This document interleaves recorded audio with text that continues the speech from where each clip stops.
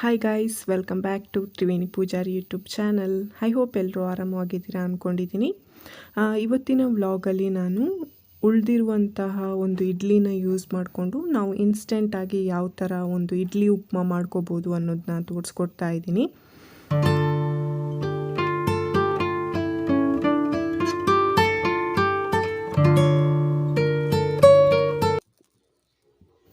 ಮೊದಲಿಗೆ ನಾವು ಉಳಿದಿರುವಂತಹ ಇಡ್ಲಿನ ತೊಗೊಂಡು ಈ ಥರ ಪುಡಿ ಮಾಡ್ಕೊಬೇಕಾಗುತ್ತೆ.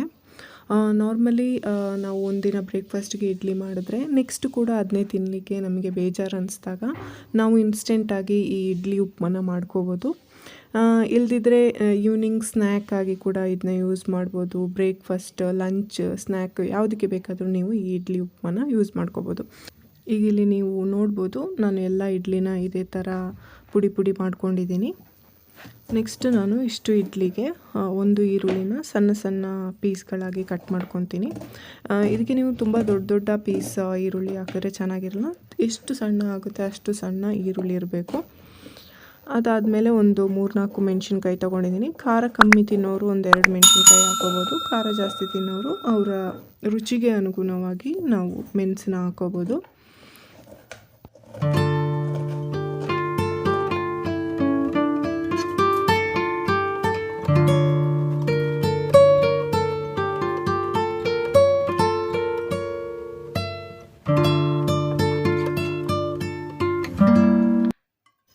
ಮೊದಲಿಗೆ ಒಂದು ಪಾತ್ರೆಗೆ ನಾವು ಎಣ್ಣೆ ಹಾಕ್ಕೋಬೇಕು. 1-2 ಸ್ಪೂನ್ ಎಣ್ಣೆ ಹಾಕ್ಕೊಳ್ಳಿ. ನೀವಿಲ್ಲಿ ಕುಕ್ಕಿಂಗ್ ಆಯಿಲ್ ಬೇಕಿದ್ರೆ ಯೂಸ್ ಮಾಡ್ಬೋದು, ಕೋಕೋನಟ್ ಆಯಿಲ್ ಬೇಕಿದ್ರೆ ಯೂಸ್ ಮಾಡ್ಬೋದು. ಇದು ಎಣ್ಣೆ ಕಾದ ನಂತರ ನಾವು ಸಾಸಿವೆನ ಹಾಕ್ಕೋಬೇಕು.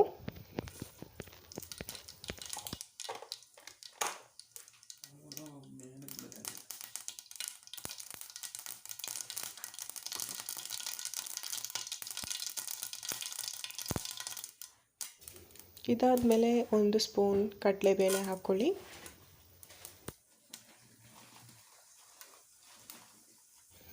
ನೆಕ್ಸ್ಟ್ ಕರಿಬೇವು ಸೊಪ್ಪು ಹಾಕ್ಕೊಳ್ಳಿ.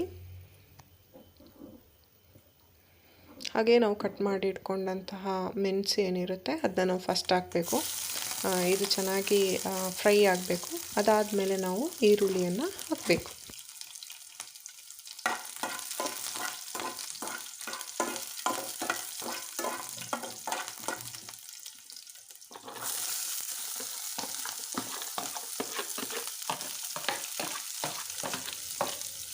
ಇಲ್ಲಿ ಈರುಳ್ಳಿ ಸ್ವಲ್ಪ ಗೋಲ್ಡನ್ ಬ್ರೌನ್ ಬರೋ ಗಂಟ ನೀವು ಫ್ರೈ ಮಾಡ್ಕೋಬೇಕಾಗುತ್ತೆ.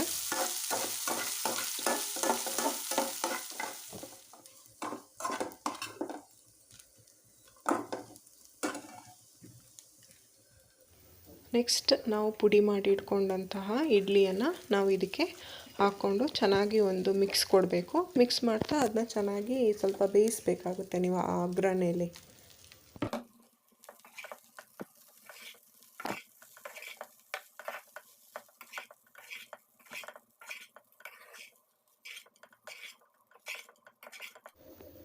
ನೆಕ್ಸ್ಟ್ ಒಂದು ಚಿಕ್ಕ ಸ್ಪೂನಲ್ಲಿ ಸ್ವಲ್ಪ ಅರಿಶಿನ ಹಾಕ್ಕೋಬೇಕು.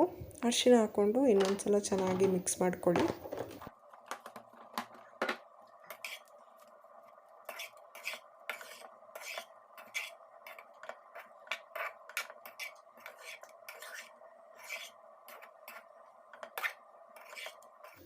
ಈಗ ರುಚಿಗೆ ಎಷ್ಟು ಬೇಕು ಅಷ್ಟು ಉಪ್ಪನ್ನ ಹಾಕ್ಕೊಂಡು ಅದನ್ನ ಇನ್ನೊಂದು ಸಲ ನಾವು ಮಿಕ್ಸ್ ಮಾಡ್ಕೋಬೇಕು.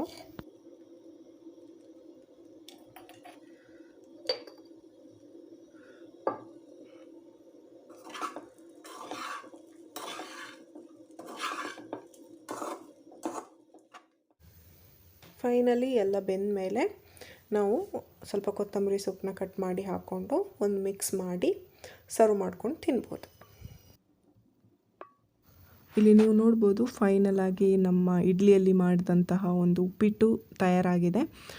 ಟೇಸ್ಟ್ ಅಂತೂ ತುಂಬ ಚೆನ್ನಾಗಿರುತ್ತೆ. ನಿಮಗೆ ಆರಾಮಾಗಿ ನಿಮಗೆ ಮಾಡ್ಕೊಂಡು ತಿನ್ಬೋದು.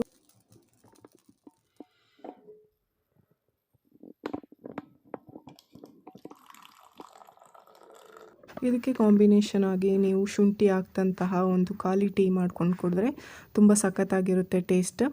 ಐ ಹೋಪ್ ನಿಮ್ಮೆಲ್ರಿಗೂ ಈ ಬ್ರೇಕ್ಫಾಸ್ಟ್ ರೆಸಿಪಿ ಇಷ್ಟ ಆಗಿದ್ದರೆ ಒಂದು ಲೈಕ್, ಶೇರ್, ಸಬ್ಸ್ಕ್ರೈಬ್ ಮಾಡೋದನ್ನ ಮರಿಬೇಡಿ. ನಾನು ನಿಮಗೆ ಮುಂದಿನ ವೀಡಿಯೋ ಅಥವಾ ಮುಂದಿನ ಬ್ಲಾಗಲ್ಲಿ ಸಿಗ್ತೀನಿ. Until then see you, bye.